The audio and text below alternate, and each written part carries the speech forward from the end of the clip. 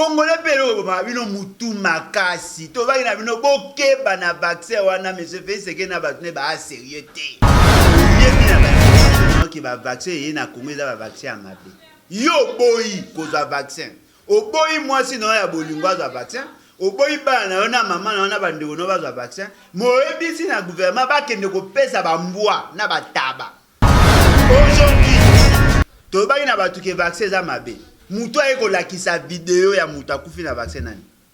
Moutou a union dit sacré. Vaccin. Bomi congolais. Silence radio. Hein? Personne n'en parle. Silence radio Moutou a le bélango azali. Qui a accepté à ce que le vaccin ne coûte en beaucoup? Qui a accepté à ce que va payer ça tout vaccin? Bino bo soutenir Félix que bo soutenir peuple té. Bon, ce qui va démontrer qu'il y a un vaccin parce qu'il y a une autopsie. Ce qui veut dire que vous avez fait introduire dans notre pays du poison. Au base de quels éléments peut-on dire ça? Parce que jusque-là, M. Félix, c'est qu'il y a au service congolais, au service Kassai, au service étranger. Qu'est-ce que vous imaginez? M. Félix, c'est qu'il a eu une initiative, il y a aussi un programme à 100 jours. Première action, première action. La quasi-majorité à financement est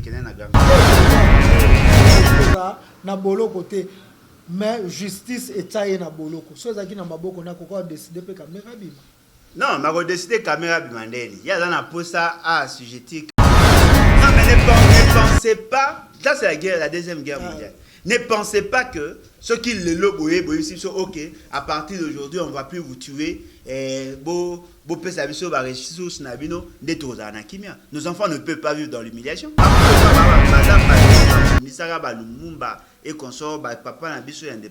Ils n'ont pas la philosophie à Bisso. Bisso doit un esprit à 30 juin, esprit à 4 janvier. La dignité. Comment voulez-vous Bisso que M. Kamira est un homme intègre. C'est-à-dire que c'est un homme honnête, sérieux. Tout le monde a sérieux, Azali innocent. Innocent, petit se retrouver en prison. Et là, ils sont en train de... Il y a la corruption dans la justice, il a dit bien. Ah, alors, ceux qui la justice, c'est ce qui veut dire que Mbogo a repos. Ceux qui Mbogo a repos, il y a ce qu'on a présent. Quand vous gérez un pays pour la yo, vous en êtes. On a pris le même référentiel. Le pays est eux qui n'ont pas mort à boulou yeke. Sincèrement, to qui ne m'a bé. Oyo makambo ya matata mponi na Sénat. Comme on a déjà enfin nani bureau ya Sénat indimi kolongola matata mponi eza ba immunité ne pe kende na justice. To espérer ni. La gratuité. Les enseignants, les écoles et les parents ba yokani ba futa mbongo pour na parler na ba insuffisance de la gouvernance à M. Félix Sekedi. OK, il a reconnu sa faute, a corrigé à ça les sous erreurs. C'est ça le degré d'immoralité là où le pays se meurt. Le corps a monique na plénière et collecté. Parce que la plénière est souveraine, qu'est-ce qu'ils ont fait? Ils ont introduit un autre dossier.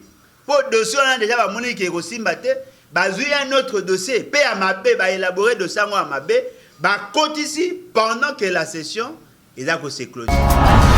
Le Sengeli Toyeba.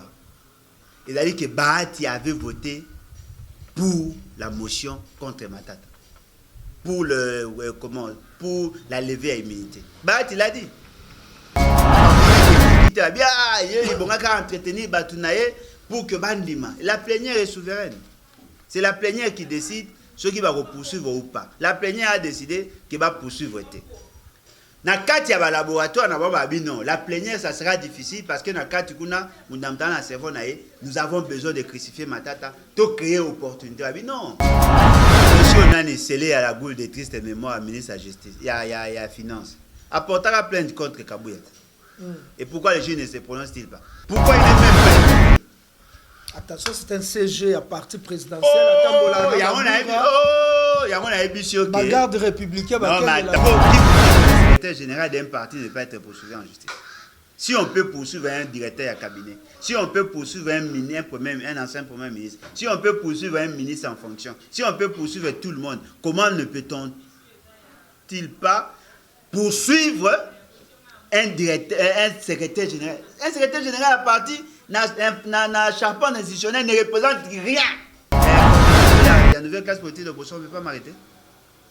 Si c'est comme ça, alors, bon, vous êtes comme un secrétaire général. Merci beaucoup.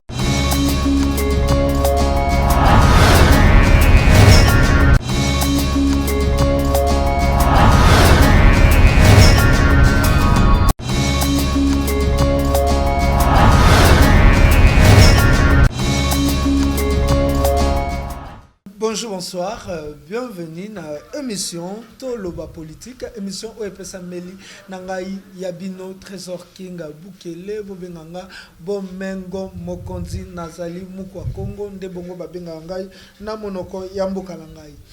Lelo lisu motema etondi na sengo ya kozali boso na bino pe etondi na mawana pasi pour actualité politique ya République démocratique du Congo basusu bazokango na esengo basusu bayambaka ngo na mawa basusu bayambaka ngo na pasi etanga melika ka ndenge yo yambaka makambo oyo mais nga ya bino na yeli bino lisu ba actualité politique toko solola moi moke makambo ya ba nomination to sololi makambo ya justice ya mboka Congo to sololi lisusu nakati vraiment na mozindo solution nini parce que na chaque chose il faut couper sa idée pour to na solution tozali na moko ya ba invité de marque ba invité oyo bino bolingaka obo sepela na bango mingi ba ope bo sepela na bango te Kombone Alain Bolodjoa, coordonnateur de la nouvelle classe de l'opposition, nouvelle classe politique de l'opposition, puis fondateur, il y a les BAT, les Vonu et Bâtissons, les partis politiques. Ndeboye, c'est tout ça mon nom, merci l'équipe technique, il y a Vision News qui tenir la compagnie, Bénis ma caméra, c'est Nzita na montage, Edgar Mokondi et grand condoléances na famille Nangaï Mobimba, et perdre papa Jean Boukele, papa Jim Boukele, Balobaka Leki a papa na biso na frito benga kaye papa. Trésor King a perdre moko, il y a papa né na Belgique, ba tout nyonso o baza na Belgique pour na kolela papa Jean Boukele. Toza moté maman qu'on a bino beniso toza mon moko fongole tanto na pesa invité na ngabote te kuluto ale bolojwa mbote ndeko langai mbote na balandi en tout cas merci beaucoup pour l'opportunité. Santé Boni les BAT les Vanu et Bâtissons Boni nouvelle classe de l'opposition politique Boni. Bon en tout cas les BAT ils ont évolué makasi toza pour ça réunion chaque dimanche à partir à 16h. Bandeko baali banda batosa na bango réunion grâce à Zoom et puis toza ko sangisa bandeko awa pour réfléchir sur comment procéder na mise en place il y a plan opérationnel na biso à très court terme pour que toi arriver quoi atteindre l'objectif à partir. Est-ce que nouvelle classe politique de l'opposition pèsali parce que beaucoup mieux qu'on remarqué que la nouvelle classe tout va comme le bac bazar nouvelle classe justement parce que la monnaie que l'ancienne classe est allée défaillante. Donc il faut renouveler la classe politique. Merci beaucoup. Toyoka ki ba nomination et belé na mopanzi ya RVA pe na mopanzi ya Banque centrale otoza na tobengaye gouverneur femme gouverneur ya sika ya Banque centrale o ezali Mama Mbuyi Malangu Kabeji yozwa kyango ndeni. Bon, en tout cas, moi c'est oui, le problème n'est pas par rapport à sexe. Le problème est allé par rapport à critères ou qui objectifs pour na kopona. C'est vrai que maman na biso ana azaki na ba réseau, il y a ba institution à Bretton Woods, mais ce qui est vrai, elle n'a pas été choisie que pour ça. Elle était choisie. Et loko ezaki liboso c'est d'abord la tribu. C'est ce qui est décevant. Au moni bakomi kozwa biso na piège. C'est-à-dire que bakomi ko empêcher biso to lobela sur la situation à tribalisme lelo pour baza ko kanisa que soki toza ko lobela tribalisme nde biso to ko mba tribaliste. Et pourtant lelo toza ko remarquer monsieur Félix Tshisekedi remplace tout le monde par les Kassaïens. Et si quand on a un pouvoir de le faire surtout ba poste à nomination la quasi-majorité a été par rapport à la tribu. Oui, méritocratie. Non, mais la méritocratie... Poste ezaka fo mutu a mérité yango, ce n'est pas non, mais mutu ya tribu na yo, mais ce qui a mérité yango ta kozala sika. Non, mais attendez, qu'est-ce qui prouve que les autres ne méritaient pas?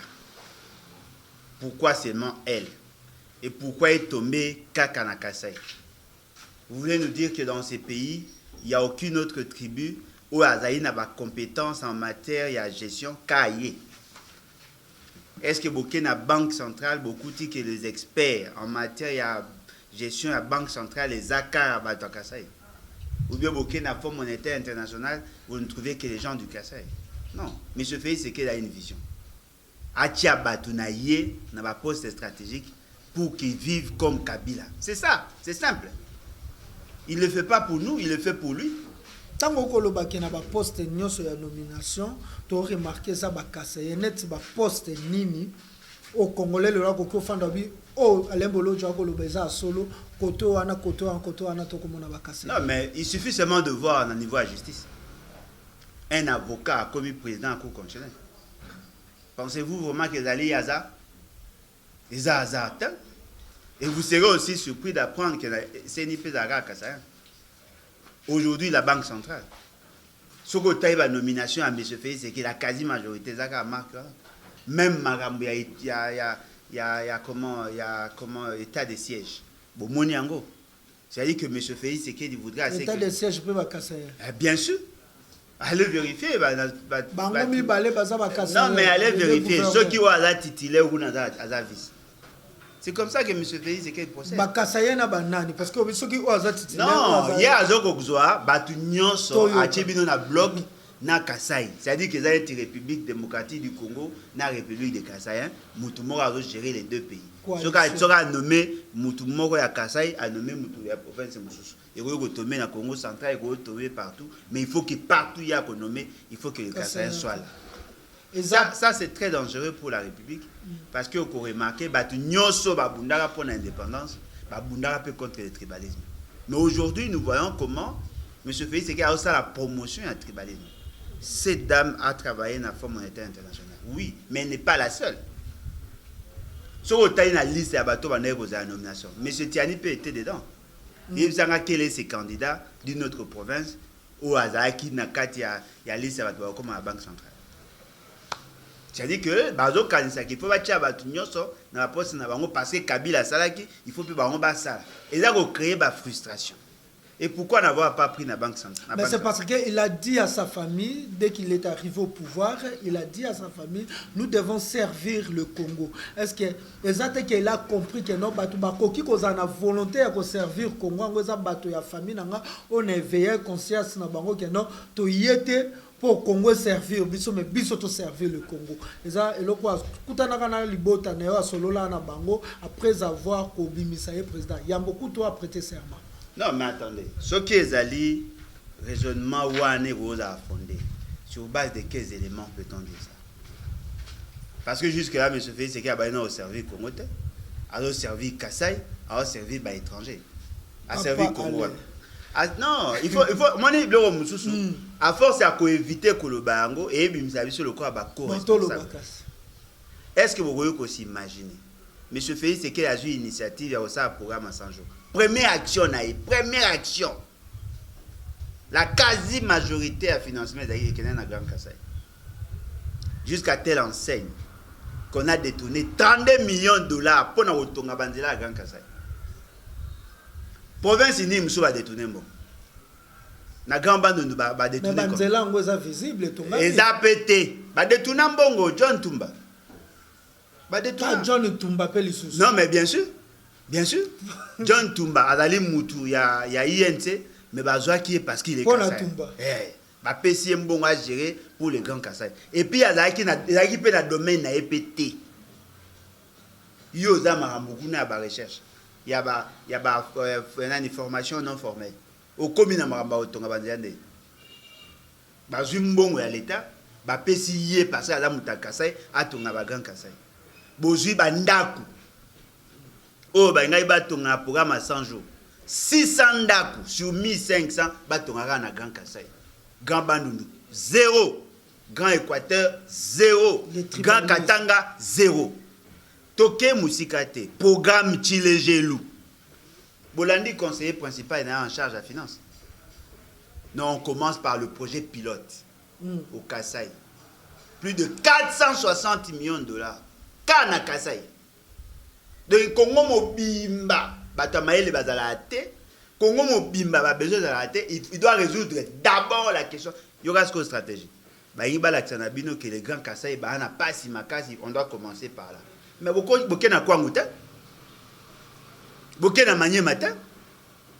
Beaucoup na tu pas ba vidéo malgré ba oloba ke mbongo bibi pour na grand Kasaï to mona ba vidéo ya bande kwa Kasaï yango kolela. Non mais ba école malonga zate nzela malonga zate mais ba kolela malgré oboko ba mbongo bibi ce sont aussi parmi ba peuple ba ko souffrir. Non mais bien sûr, c'est ce que nous voulons dire. C'est-à-dire que Bakassaïen le ba comme victime. Bien évidemment, Bakassaïen le ba victime pourquoi?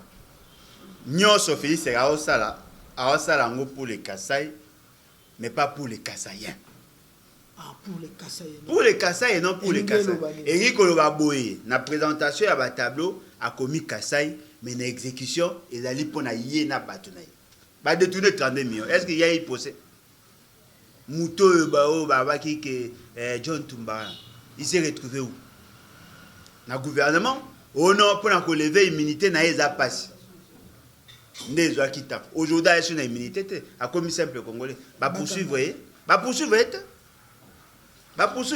Bomba mabe, awa boyebi ete toloba kaka bosolo tolobaka lokutate. Ah, papa Alain, tomoni Uganda tonga banzela na RDC pona esunga ete biloko ya RDC ya Uganda ya Uganda ya RDC ya RDC kende Uganda.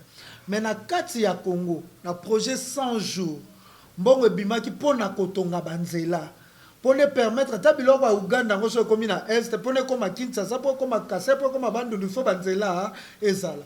Est-ce que banzela wane tonga makito tonga mete o lelo Kongola komi oloba développement ya mboka za banzela ka miso komi na banzela o ya Uganda olobini?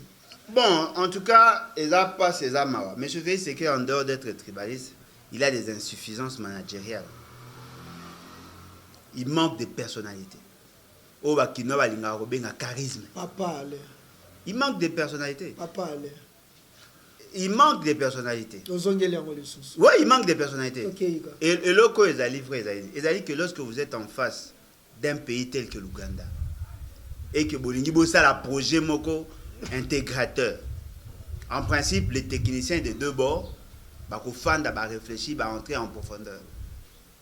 Boussali bah étude, il y a préfaisabilité, Boussali bah étude et faisabilité et puis ici bomi pesi bah responsabilité. Chaque pays doit jouer son rôle de son côté.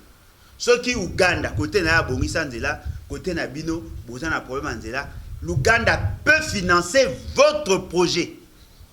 A refinancer projet, il y a un financement, il y a un argent, il y a un projet, il vient exécuter chez vous. Et ça, ingénieur congolais, non, mais attendez, ingénieur congolais, wapi? À quel degré? Mais je fais ce qu'il était surpris. Le projet on est quota déjà na programme na projet de société ya président ougandais. C'est-à-dire que lui, il a parlé de ça na kat ya conseil des ministres naé, ils ont statué, mais ce fait c'est qu'il a été invité. Simple invité ba bengi ya yi. Et puis tu as que na est on va barasa que mama goma non akene d'abord pour na okuta na Museveni pour na okuta na Kagame moi que de kuna mbala mote ngai créer ba frustration et on va faire avancer mission na akene non ba kofi na goma ya okende kuna yango asali sambla okena goma après que tanga komi kuna eko zonga soit pas okeso. C'est-à-dire que monsieur Félix c'est qu'il n'est pas au service du peuple. Mouto a tchaké pour servir le Rwanda et l'Ouganda. Aujourd'hui, à Fongolisha, ce sont là les réalités. Un pays ami ou voisin n'a pas le droit d'initier des projets pour construire chez vous. Aujourd'hui, un autre exemple, Bissona Angola. On a vu. So, commune à Wenza, Loufouné, tout le monde en a pas vidéo. côté Angola ils vont pas bongisa nzela basi ba bongisa te côté na biso ils vont pas bongisa nzela ne posa qui problème parce qu'il y avait un problème d'organisation et de financement. Est-ce que boyoka Angola a une initiative à kotonga nzela côté na biso pour faciliter les échanges? Qu'est-ce que nous allons acheter à Ouganda et qu'est-ce que l'Ouganda gagnera chez nous? Nous allons céder les matières premières. Il y a côté que la biso ba jus, na ba savon, ba sucre, aux autres produits arrêtés. On renforce davantage l'indépendance, la dépendance il y a un peuple na biso ya partout na ba produits venant de l'extérieur. En ce moment-là, vous remarquez que Bango va gagner plus. Parce que ce qui s'est fait là, il a été en faveur de Bango. Baolinga va élargir le marché na Bango, va noter qu'il y a un bureau na Bango pour que leurs industries va évoluer et nous allons amener le produit brut. Et ces produits-là, dans la plupart des cas, vont apporter une valeur ajoutée dans 4 ans. Nous gagnons quoi? Tout le problème il y a Congo, il y a un problème. Il y a un porte dans ma coopération ou collaboration extérieure. Balukana organisation intérieure tonine pour to comme na nakati batuno ba s'organiser te mais libanda ba s'organiser pété te libanda ba ko luka ko solola na batu pour Congo za organiser na coopération ba luka ba so na ba Congo za organiser te combat na bango ezali justement pour permettre à ce que M. Félix Tshisekedi a se maintenir au pouvoir. La même approche au Lazako utiliser les lots. Cette approche-là a été développée aussi par Kabila en 2001. Ce sont là des vérités. M. Félix est au service de l'occupant. M. Félix est au service de l'occupant et dans cette philosophie-là, Bissoto ne se retrouvera jamais.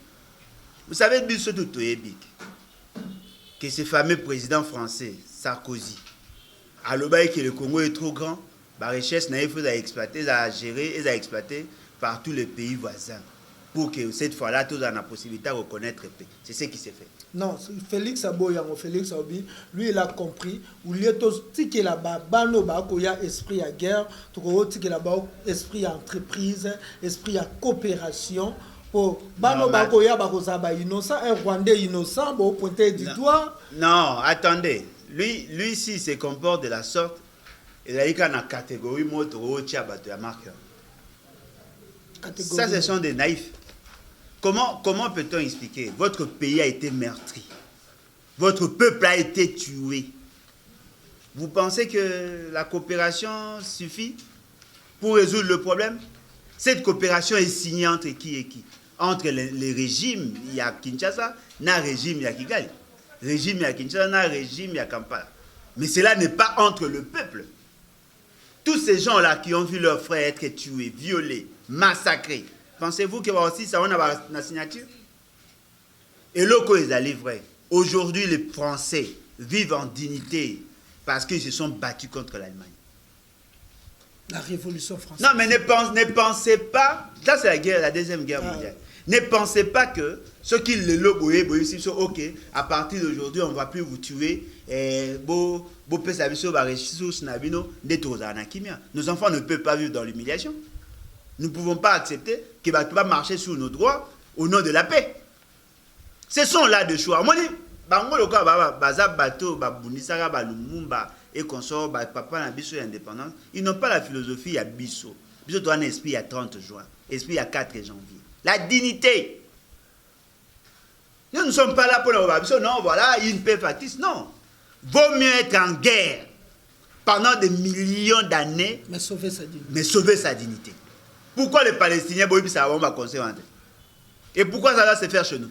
On peut tuer les Congolais comme ça et on laisse passer? Ça, c'est être naïf, pourquoi ça?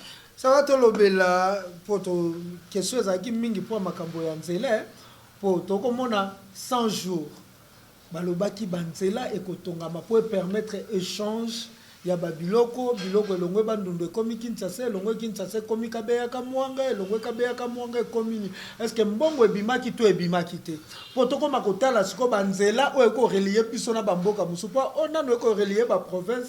C'est comme si tu salité. Tu comme à Libanda ndeni mbongo kenda. Non mais mbongo kenda. Yo remarqué tu vas comme une obésité financière. Bino bo luka mbongo wa. Mais allez voir dans les poches. Ce au moins mutayebi salaire te. Ou ba futa chaque fin de mois. Vous pensez vivre de quoi? Des rétro commissions? de rétrocommission de Golangaï.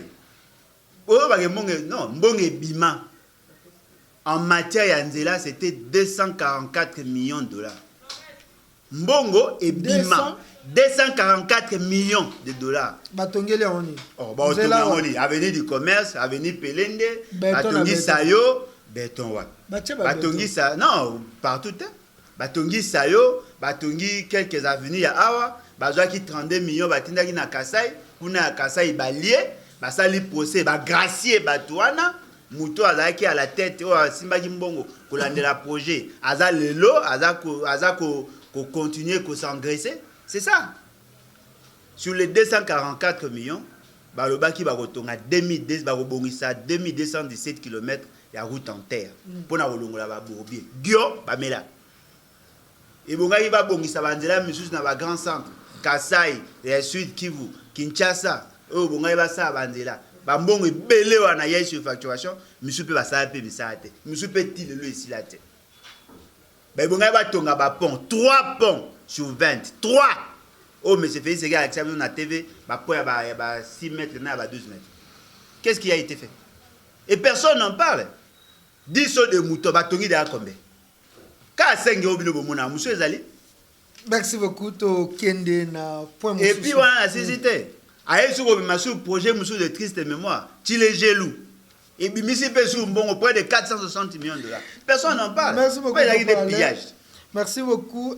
Toye na makambo etali justice soki bambongo ekolia maboye c'est parce que justice oyo ndeko na biso Félix Tshilombo abande ko kanisa justice wana ekomi nesika na ngote. Il y a encore corruption na niveau ya justice.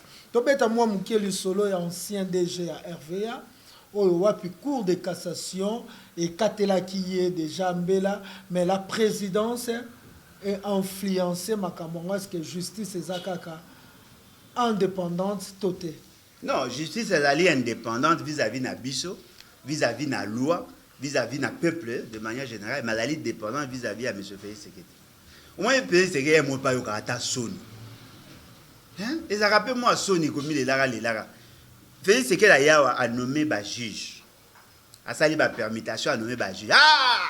Amoni ya bandi ko réformer Mabunda kuta yakite lo sala Mabunda longwa ba juge a comme ko nommé a longoli ba juge à Kabila mais 30 jours après il vient encore vous dire non voilà les juges sont corrompus mais ils sont corrompus d'abord par vous.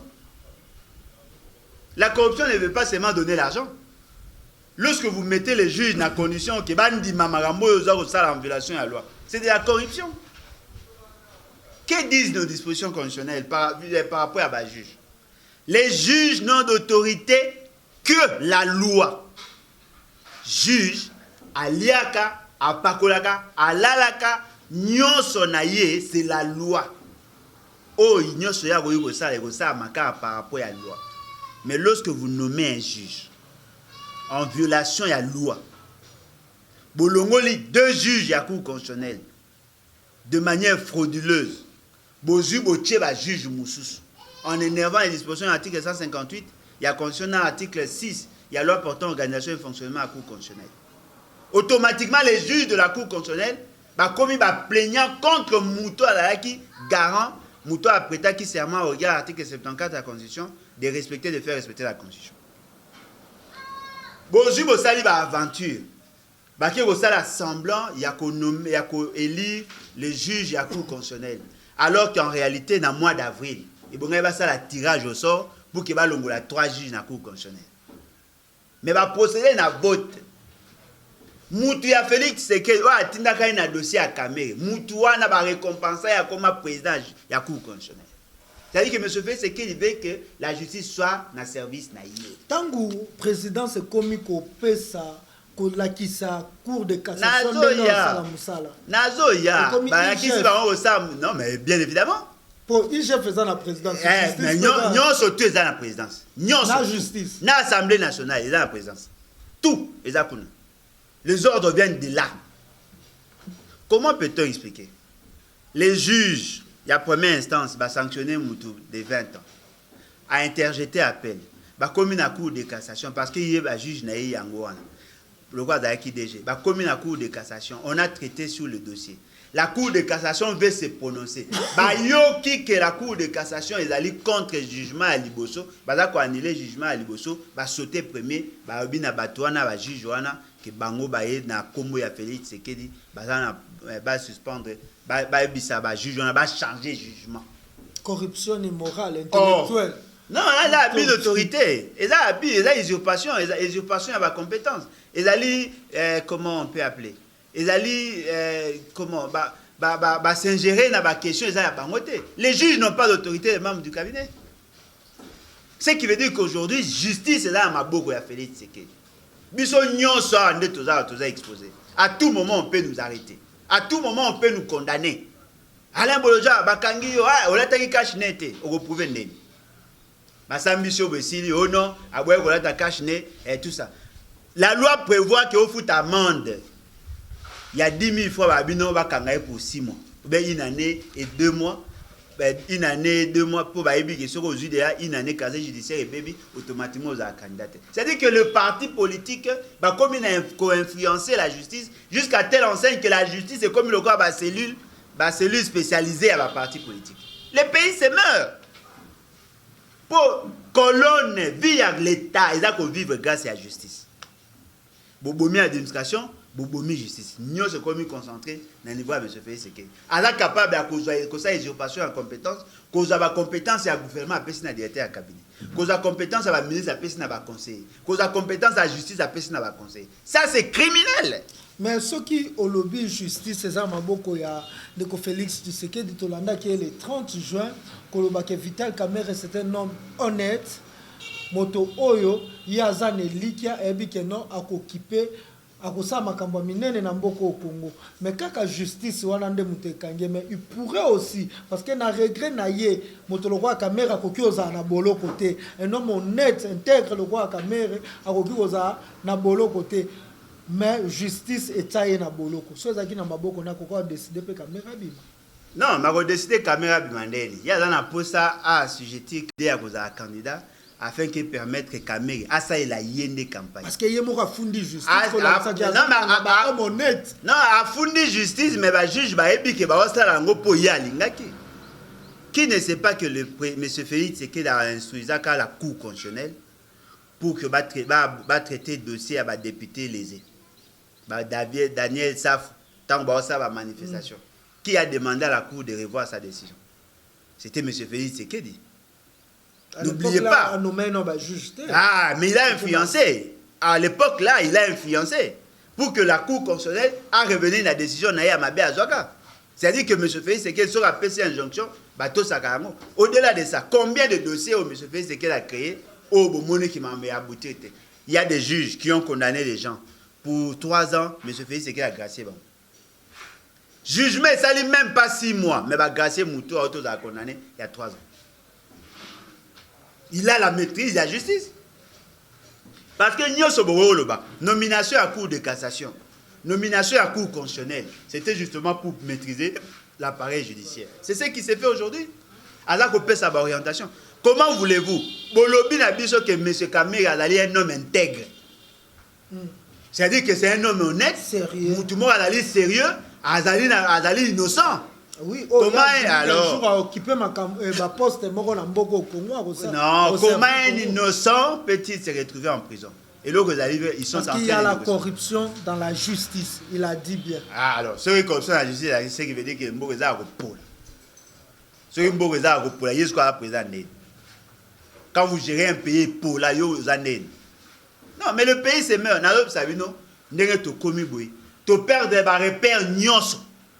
On n'a plus le même référentiel. Le pays est là que sincèrement,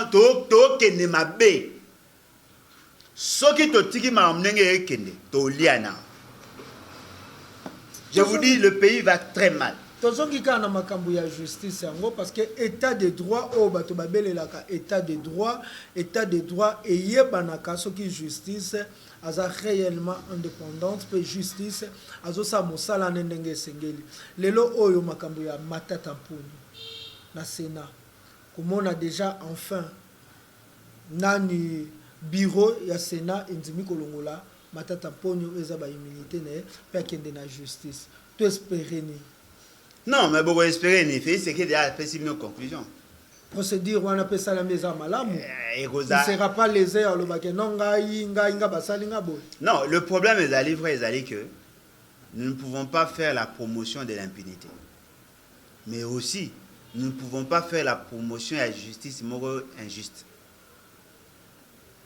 Qui est le juge naturel de Matata Ponyo? Commençons d'abord par là. Parce que ceux qui ont vu Moutouazali appelé à Rossam Bissaïté, on risque d'accompagner une procédure où ils allaient biaiser. Bino Toubo Monaki, le juge de la Cour constitutionnelle, ou sinon le procureur près la Cour constitutionnelle, a ça qui déjà erreur à la procédure. Abandaki Mabé, Bahati Luko Babissé Rossali Mabé, Batoualo bien, Baza pour empêcher la Cour constitutionnelle. Il a reconnu sa faute, a corrigé à ça sous erreur. C'est ça le degré d'immoralité là où le pays se meurt. Comme à niveau à plénière, la plénière s'est prononcée. La plénière va se prononcer. Et bon, il va dire et tout ça. Et ce qui est surprenant, le corps a monique qui n'a plénière et l'écarté. Parce que la plénière est souveraine. Qu'est-ce qu'ils ont fait? Ils ont introduit un autre dossier. Pour le dossier, on a déjà monique qui est aussi battu. Il y a un autre dossier, P à Mabé, élaboré de ça à Mabé, compte ici pendant que la session est clôturée. Automatiquement, la plénière ne peut pas statuer sur la question, la compétence est plus la mise qu'on a bureau. Bureau, il y a un il y a Bahati Lukwe. Mais Bahati Kalaming, tu as accusé de trahir le chef de l'État. Tout le bani anzimi ko kaba matata ponyo na justice pour batoba le bate qui a trahi Félix Antoine Tshisekedi parce que ça dit moto oh Félix Tshisekedi a tel qui vraiment motema a tel même informateur formateur et a majorité en plus ba yo ko tubwa que lisu na Sénat kuna président ya Sénat wana nyo c'est sa façon que ya ko la ki sa bateau tout ba baki que ba ko signer même pétition ba ko marcher contre Bahati pour battre la Kisabok Aza toujours dans ma couleur Félix Antoine Tshisekedi. Non, mais question est claire. Bahati a dans ma couleur Félix Tshisekedi. C'est-à-dire que c'est un sous-être. Hein, un sous-homme moro bachenase là où les autres vont rejoindre le quoi marche et pied. Et l'autre est Sengeli Toyeba. C'est-à-dire que Bahati avait voté pour la motion contre Matata. Pour pour la levée à immunité. Il a dit. Batunde, il y a eu des pestes. Tant que Monique l'équité a bien, il bon entretenir Batunaye pour que Bandima. La plénière est souveraine. C'est la plénière qui décide ce qui va poursuivre ou pas. La plénière a décidé qu'il va poursuivre. Dans le cas laboratoire, la plénière, ça sera difficile parce que dans le cas nous avons besoin de crucifier Matata pour créer opportunité. Non. La plénière a agir quand ceux qui sont en session ordinaire. Le coup de la session ordinaire va se clôturer dans le mois de juin le 15. Pour créer un dossier Moussoussou, pour que tous soient moyens de côté. Tant que vous avez un dossier, vous avez tous les autres dossiers et là, on a charge. C'est ça leur stratégie. Mais là, ça va être ridicule. On va politiser même justice. On va politiser pas politiser, Tshisekediser justice. Qu'on politiser le quoi, commission non, commission on est là Tshisekedi. Et comme il y a famille, comme il y a yé, justice, non moi ba juge au monde nana, ba comme il y a yé. Ba comme il y a yé. Papa allez. Na pèse un exemple moi. Monsieur Onani scellé à la goule de triste mémoire ministre de la justice. Il y a finance. Apportera plainte contre Kabouyet. Et pourquoi les juges ne se prononcent-ils pas? Pourquoi il n'est même pas interpellé? Attention, c'est un CG à parti présidentiel. Il y a un garde républicain. Non, mais attendez, les gardes républicains peuvent l'arrêter, même il y a au Canada. Qui vous dit que le secrétaire général d'un parti ne peut pas être poursuivi en justice? Si on peut poursuivre un directeur à cabinet, si on peut poursuivre un ancien premier ministre, si on peut poursuivre un ministre en fonction, si on peut poursuivre tout le monde, comment ne peut-on-il pas poursuivre un secrétaire général? Un secrétaire général à parti, na charpente institutionnel ne représente rien. Mais comme si secrétaire général à parti, le secrétaire général des Nations Unies. Un secrétaire général à parti, de Nengaza, le coordonnateur, il y a une nouvelle classe politique de l'opposition, on ne peut pas m'arrêter. Si c'est comme ça, alors, vous êtes comme un secrétaire général. Merci Papa Alain Bolojwa. To kende kaka to chité na ona makambo ya souvenir. Merci beaucoup à to zalaki kaka na makambo ya justice mais eloko eko kamwisa biso na loba yango na nkuluta Bolojwa. To loba ki mboka eko tambola bien te mboka tambola bien te batu babi te mboka eko tambola bien de ko Félix Tshisekedi ye mboka bimia lobi mboka eko tambola bien te.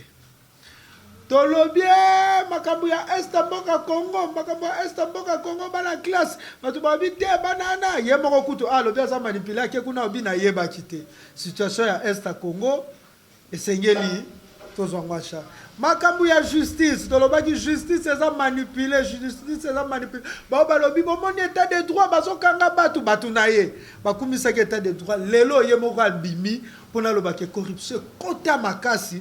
Justice oya lingaki eza oya zuite toloba nini siko peto okomona ta magistrat mota kangami juge moko ta kangami toloba nini toko zwaka raison na suka non mais boloba nini monsieur Félix Tshisekedi en tant que néo batu banzimele lisusu te ondimela te biso te bato banzimela kana batu na bandimaka ete po état de droit ba ezaka ndeko na ngai yokanga bandimaka ete lobby. Pour la toute première fois, on a bataille de peste sans idée à violence lobby. Parce que à 17 lobby, liboso ya bosolo na politique, na bureau na place basali chaîne na bosolo. Baza ko yebisangai, ba yebisinga ba réalité. Omoni groupe to sala na bino ba émission, ba fanda na côté à pays du peuple, pays de la nation. Bazali bateau bazaka na service ya sécurité ya Etienne Tshisekedi.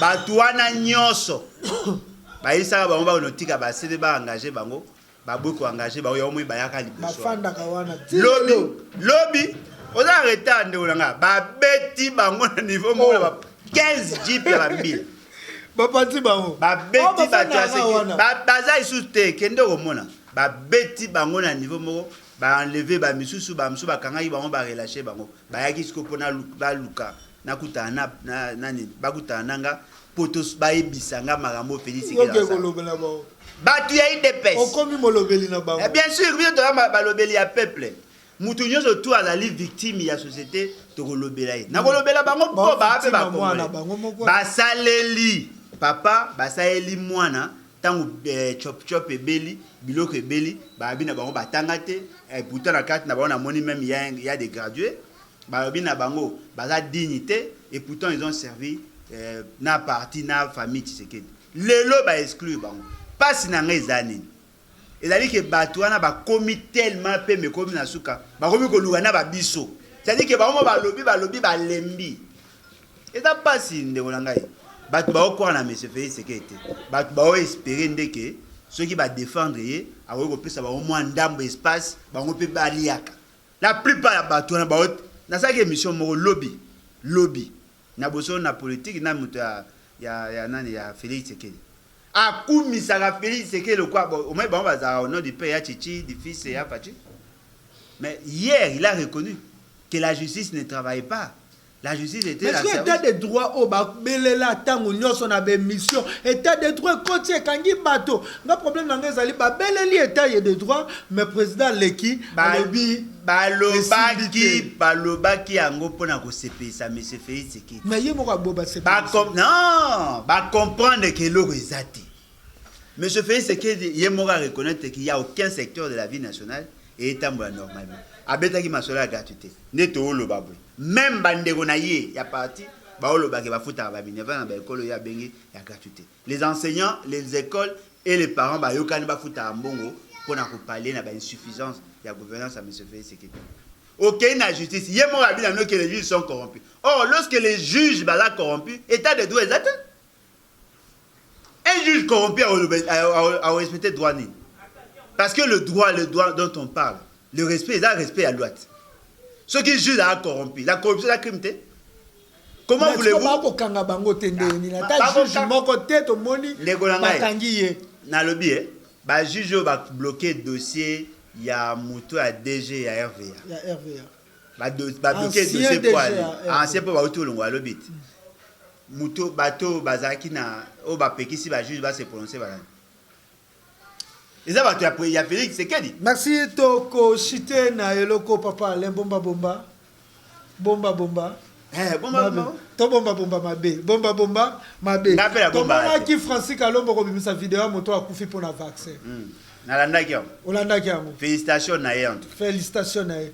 Kulutu Martin Fayulu azwa ki vaccin. Eko bangi oui, eko bangi te na tuni na bomba bomba. Na bi bomba bomba. Bomba bomba. Francis Kalombo abimisi vidéo ya moto o akufi pour na vaccin. Félix Tshisekedi a reconnaître bi amoni bawa pour na vaccin. Kulutu Martin Fayulu abi azwa ki vaccin pour na lakisa batu ye moko aza responsable. Eko sala ndeni na mitema. Bon, ya liboso eko bangisa en 2021, celui to sambicité, 2022 to sambicité, 2023 sambicité, 2024. Mais ce Félix Tshisekedi a devant la barre. Pour na robomba ba congolais. Comment peut-on expliquer? Yo, soi-disant président. Oyebi na ba information na yo parce que bazali l'homme le plus informé. Oyebi na ba information na yo ki ba vaccin yé na Congo za ba vaccin à mabe. Yo boyi kozwa vaccin. Oboyi mwasi na ya bolingwa za vaccin. Oboyi ba na yo na maman na yo na bandeko no bazwa vaccin. Moyebi si na gouvernement ba kende ko pesa ba mbwa na ba taba. Boko no zwa vaccin pour bango soki ba kufi ata ba kufi esa elote. Mais ce fait c'est qu'il a épargné sa famille du vaccin. Aujourd'hui, toba ina batu ke vaccin za mabe. Mutu ayeko lakisa vidéo ya mutu akufi na vaccin nani. Mutu union dit sacré. Mutu ya union dit sacré a lobby que vaccin et bomi congolais. Silence radio hein. Personne n'en parle. Silence radio mutu lobelango azate. Mais ce monsieur là est mort. Parce que bon là que ça a ce carnet à vaccination. Fiche n'a pas plus ça que vaccin. Bon là que ça biso. Mais qui a accepté à ce que le vaccin ne coûte un beaucoup? Qui a accepté à ce que va payer ça va tout vaccin? Bino bo soutenir Félix, c'est que bo soutenir peuple. Comment peut-on expliquer un produit où est ça mis dans libanda? Bo kodisi angwa sans qu'ils la homologué. Bo pesi congolais a koufi pe. Bongo soki va démontrer a koufi na vaccin on a solo parce que va sengi autopsie. Ce qui veut dire que vous avez fait introduire dans notre pays du poison. Bo pesi biso poison. Congolais pelo ba bino mutu makasi. To va ina bino bokeba na vaccin wana monsieur Félix c'est que na batune ba sérieux té. Yo so mona puis président de la République entre guillemets. Na point de presse. Ton interview accordé par journaliste. Ah bino je n'étais pas d'accord avec ma vaccin parce qu'il n'a rien que douter. Na boya ki na zo vaccin, na ndima ki quand même ba ça po bango ba ki ba ça. Ba sali. To moni peut déjà conséquences. Ce qui veut dire que la gestion la gestion, il y a question on a qui gestion mongo criminelle. Qui doit en être responsable? C'est celui qui a donné l'aval, non? Mouto a peut-être autorisation. Il y a des fois samba. Mais je fais c'est que Oko Kangama un jour, je vous dis, Oko Kangama un jour. Mais le reste, ce qu'on passe ces années. Kulutu Martin Fayulu a suivi vaccin. Essayons un peu de nous imaginer scénario. Kulutu Martin Fayulu a suivi vaccin pour s'adapter ou pour ça la communauté internationale entre guillemets balingaki. Paf, vaccin et sali réaction. Ataliwate. Nous gagnons quoi? Est-ce que c'était poser point c'est peine question. Na maman Chantal. To bombi. Wala tika question après c'est peine na maman Chantal motonyo so ya babango ba poser question oyo po eko sala ndenge ni na mitema na tali vidéo ya ndeko oyo akufi pona vaccin Francis Kalombo abimisi yango. Je me suis posé la question 44 000 Congolais. Oh bah suis déjà vaccin. Na kati nango sur Kulutu Martin Fayulu. Na kati nango ba leader na biso ba Kulutu Martin Fayulu ba ministre de santé. Ba vaccin wana ya. To suka mais eko sala kana motema o eko sa to loba te. To zela po tobima bandoki te te kulutu bolojo tokolobela te donc po tobima bandoki te tokoyeba nsima. Merci na Joël Kombe wazaki lelo pembeni angota musika. Merci na bato nyonso Joël Kombe ya plus clair plus clair wazaka malamu yazaka bien yazaka peu clair. Merci beaucoup na ba résistante nyonso ba résistant nyonso je cite Kulutu Dosta Océan de la Paix te bakangeli sute mikolo ba osama ba vidéo direct na mama Candido Keke. Okay. Kulutu Dosta, Kulutu Océan de la Presse, Tatana Osango, Bino Nyoso, Ndenge na Koloba Bae Nyoso, O Balingaka famille Bukele a perdre Moko Yaye, O Eza papa Jean Bukele, O Akufi na Bruxelles, papa Jim Bukele. Mes condoléances en tout cas. Merci beaucoup. Tantine Karine Bey, papa Manata Bukele, Jano Bukele, Biso Banana Bino Ba Bukele, Toza Mote Manabino, Titozela, Corps ya papa Jean Bukele, et ya Ndenge Kaka en Afrique, Balobaka Lek ya papa, Azali papa, dans Trésor King à perdre Moko, ya ba papa Naye. Merci. Tokutani mbalasima soki nzamba kopesa biso suma kasi biso pe tokozana na bomoi tokutani mbalasima na émission mususu. Merci l'équipe technique et tenenga compagnie. Bye.